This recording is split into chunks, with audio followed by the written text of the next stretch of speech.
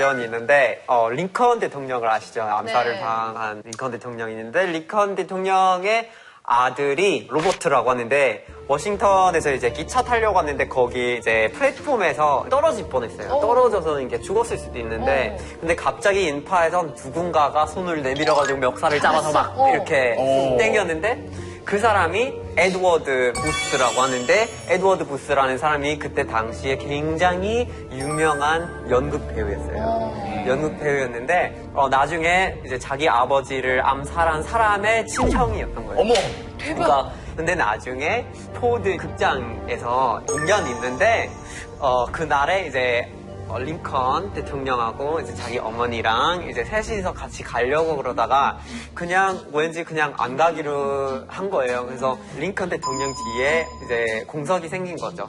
근데 그 공석 덕분에 존 윌스가 그러니까 그 배우의 동생이 거기 올라가서 이렇게 총알을 이제 머리에 넣을 수 있는 기회가 됐죠. 그래서 굉장히 이상한 이런 인연과 악연이 막 이렇게 얽혀서 설정되는 데스티네이션. 그래서 일단 있어요? 이게 정말 데스티네이션이에요. 와, 무슨 영화 같아. 영화 같다. 아마 그래서 미국 영화들이 훌륭한 이유가 항상 그런 스토리들이 재밌어서 그 스토리를 배경으로 해서 재밌는 그런 스토리 있잖아요. 갑자기 미국 영화가 대단하죠. 그런 스토리 있잖아, 거기. 있어? 있어, 너무 쳐다보면서 얘기 안 해요. 너무 그만 봐. 이렇게 끝자리가 서로 무슨 이렇게 너무 맥주치기야.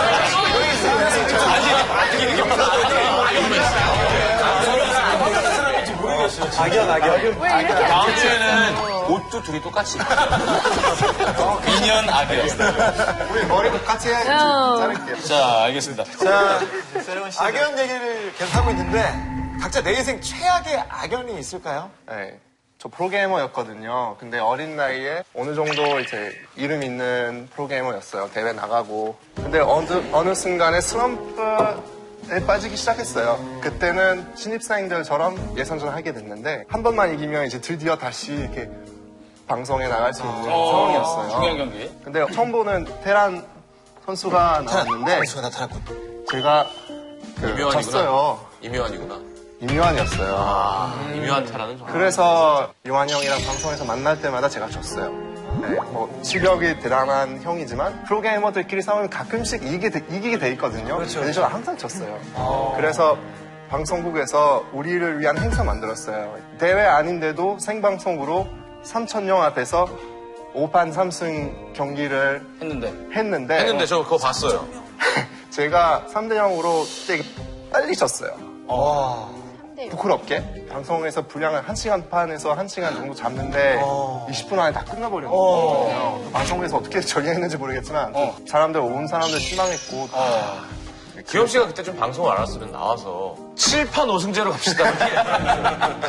근데 그렇게 본인도 해도 그게 될 금방 뻔했네요. 끝날 줄 몰랐나 봐요. 그렇죠. 그게 넘을 수 없는 벽이라는 게 있잖아요. 이렇게 살면서 저 사람은 내가 정말 뛰어넘을 수 없는 그런 벽들이 있단 말이에요. 그러니까 아마 그런 벽이 되지 않았을까 싶어요. 그 게임을 떠나서 사적으로 관계는 어때요? 되게 좋아요. 그 형이랑 되게 친하고 뭐 그 형 와이프랑 제 외국 친구들이랑 같이 만나서 뭐 고기도 먹고 술도 마셨는데 게임에 있어서는 이묘한 씨한테는 기욤이 인연이었던 거예요. 그런가요? 그 생각 못했어요. 정말 정말 만나고 싶은 사람. 다시 만나고 싶다. 동반자가 되고 아, 그랬군요. 악연이네, 게임은. 게임 상에서는 악연이죠. 저는 뭐 악연 인연 같은 거 안 믿지만은 있다고 치면 악연이랑 인연을 뭐 동시에 만났을 것 같아요.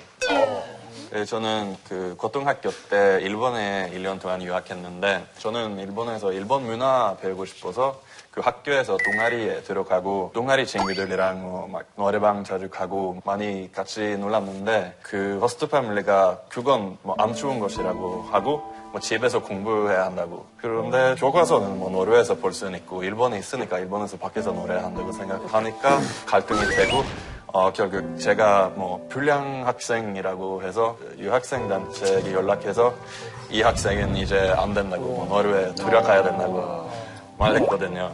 그래서 뭐 그건 악연이라고 할 수는 있는데 일단 들어가게 됐는데 들어가기 전에 다른 호스트 패밀리에서 그냥 이틀 동안 거기서 살게 됐는데 그 호스트 패밀리가 유학생 단체에게 연락해서 니콜라이는 아예 문제가 없고 뭐 좋은 학생이고 우리 집에서 계속 살아도 되니까 노르웨이 다시 뭐 보내지 말라고 부탁하는 거예요. 그래서 제 1학기 다시 벌학기 되고 계속 새로운 호스트 패밀리 집에서 살면서 진짜 지내치고 지금은 뭐 진짜 가족처럼 일본에 있을 때는 자주 놀러 가고 여기에 있어도 뭐 한 1년에 한 번, 두 번 놀러 가고 그 가족이 없었다면 저는 바로 노르웨이 들어가게 되고 공부도 못했을 거예요. 그 악연이 될 뻔한 게 인연이 된 거죠. 제 생각에서는 저는 진짜 운이 좋았다고 운이 생각하죠. 좋아. 그거 운이 운명이나 뭐 인연. 근데 좋은 거래 바로 운명이에요.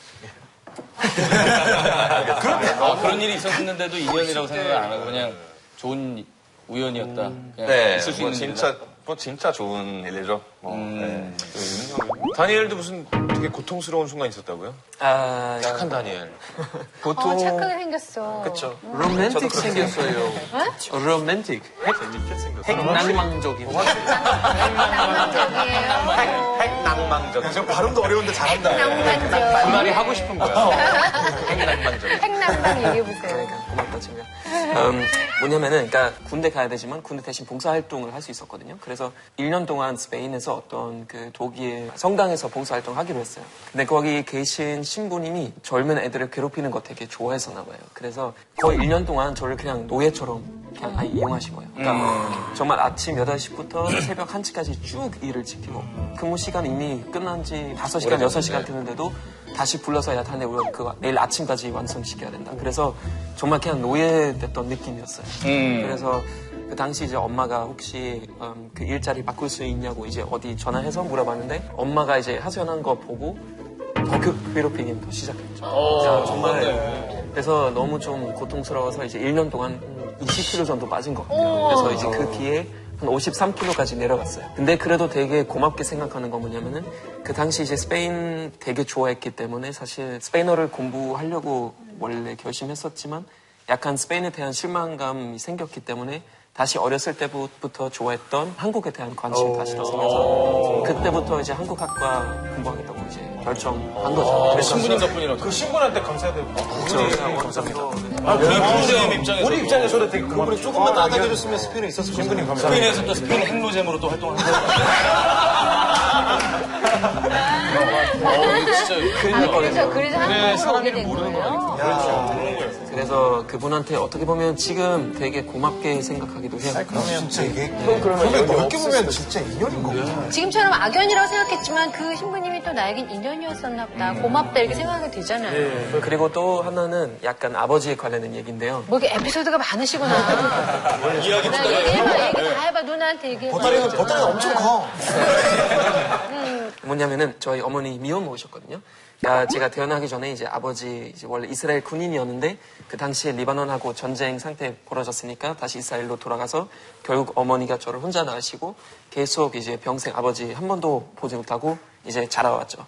근데 어렸을 때는 항상 그 사람이 왜 우리를 떠났을까 그런 생각 많이 들고 그 사람이 약간 나한테 악연인가 이런 생각 되게 많이 들었었거든요. 약간 분노도 좀 생기고 그래서 엄마한테 그런 얘기했더니 엄마가 한 번도 아버지 대해서 나쁘게 얘기한 적이 없었어요. 진짜. 항상 되게 좋은 분이었다고 얘기하고 했는데 그래도 전 개인적으로 항상 아니 그러면은 지금 전쟁 다 끝났고 하는데 왜 연락이 안 올까? 약간 이런 생각만 했었거든요. 근데 어느 날 아침에 제가 내가 한번 그냥 인터넷 포털 사이트에서 한번 서칭 한번 해보겠다고 결심했고 갑자기 또 뜬 거예요. 약간 자기 SNS 프로파일.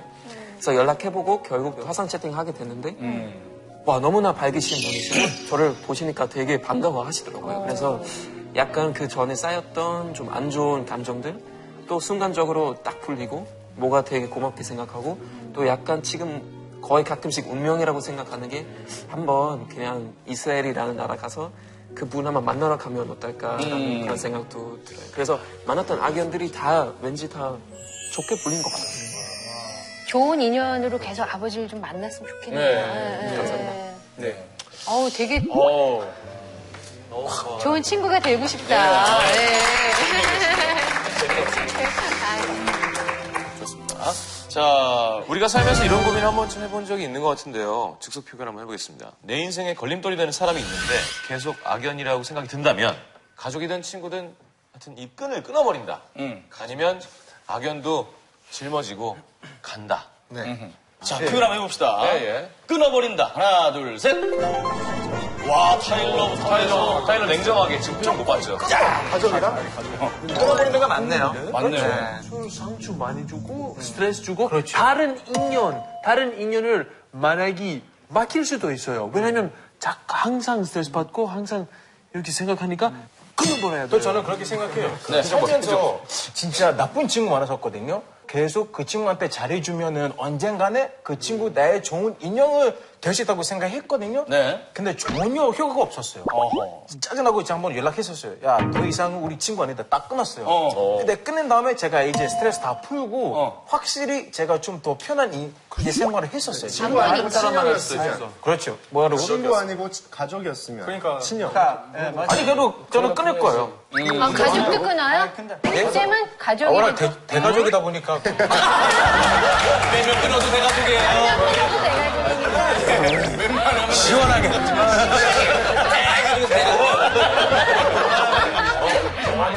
전 사람을 쉽게 포기하면 후회된다고 생각해요. 그러니까 살면서 저도 그런 사람들이 좀 몇 명 있었어요. 진짜 관계 안 좋고 안 맞고 그쪽에서도 저랑 화내가지고 그냥 말 끊고 지금은 되게 다시 지내치고 되게 자주 연락하고 그런 사람들이 있기 때문에 사람을 쉽게 포기하면 안 된다고 그래서 그 알berto 오히려 다른 사람 만약에 계속 노력했는데 아직도 진짜 안 맞고 아직도 노력을 하는 건 아니보다 내 문이 항상 열려 있다고 생각해 나는.